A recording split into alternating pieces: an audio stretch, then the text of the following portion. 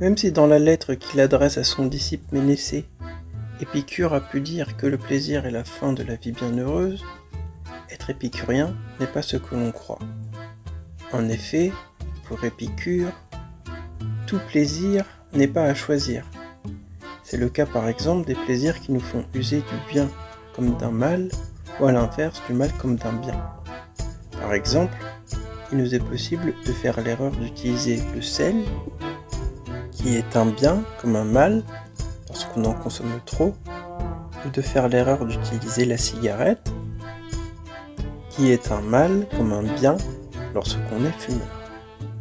Dans le même ordre d'idées, Épicure nous dit que beaucoup de souffrances l'emportent sur le plaisir, chaque fois que pour nous, un plaisir plus grand vient à la suite de ces souffrances. Pour illustrer ce propos d'Épicure, on peut penser au cas d'un étudiant qui est prêt à endurer quelques souffrances lors de ses révisions pour jouir du plaisir d'avoir une formation de qualité, ou au cas d'un travailleur qui est prêt à endurer quelques souffrances au travail pour s'offrir les plaisirs permis par la vie moderne. Ainsi, le plaisir épicurien est loin de la représentation populaire que l'on peut en avoir. Il en est tellement loin qu'Épicure est convaincu que ceux qui ont le moins besoin de l'abondance sont ceux qui tirent le plus de jouissance de cette même abondance. De ce propos, on peut comprendre que le rapport au plaisir d'Épicure est celui d'un philosophe qui préfère la tempérance à l'intempérance.